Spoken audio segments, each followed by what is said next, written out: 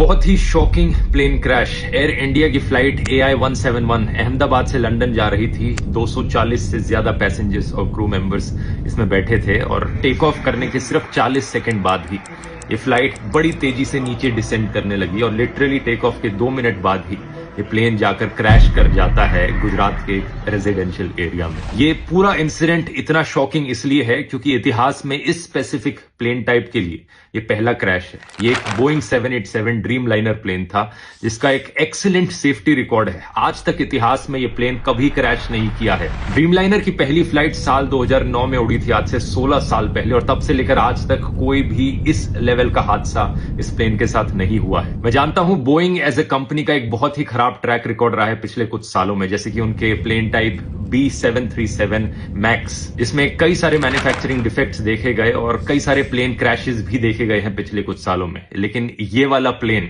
वो नहीं था। इस प्लेन का स्पेसिफिक कोड नंबर VTANB था, जिसे आप इंटरनेट पर जाकर सर्च करोगे तो सारा डेटा मिल जाएगा। ये 11 साल पुराना प्लेन था, कोई ज्यादा पुराना प्लेन नहीं था। ड्रीम लाइनर्स का लाइफ स्पैन 20 से 30 साल तक का होता है। जो पायलट इस प्लेन को उड़ा रहे थे, कैप्टन सुमित सबरवाल, उनका खुद का भी 8200 फ्लाइट आवर्स का फ्लाइट एक्सपीरियंस था, जो कि बहुत अच्छा होता है, तो पायलट भी इनएक्सपीरियंस नहीं थे। अगला सवाल आपके दिमाग में आएगा कि क्या वेदर खराब था? ऐसा भी नहीं था। 1:30 बजे दोपहर के ये क्रैश हुआ। वेदर कंडीशंस अगर देखी जाए तो लगभग 40 डिग्री सेल्सियस के आसपास का तापमान था। कोई ज्यादा तेज हवाएं नहीं चल रही थी। विजिबिलिटी जो थी बहुत ही अच्छी थी, 6 किलोमीटर से ज्यादा की विजिबिलिटी। तो ऐसे में सवाल उठता है कि यहां प्रॉब्लम कहां पर हुई। इसका असली जवाब हमें जल्द ही पता लगेगा। अभी प्लेन के ब्लैक बॉक्स से इंफॉर्मेशन को रिट्रीव किया जा रहा है, लेकिन मोस्ट लाइकली ये पूरा हादसा एक बहुत ही भयंकर टेक्निकल फेलियर का लग रहा है। क्या यहां पर कोई इंजन फेलियर हुआ है मेंटेनेंस फेलियर की वजह से? इसका असली जवाब तो हमें तभी पता लगेगा जब ब्लैक बॉक्स को रिट्रीव करके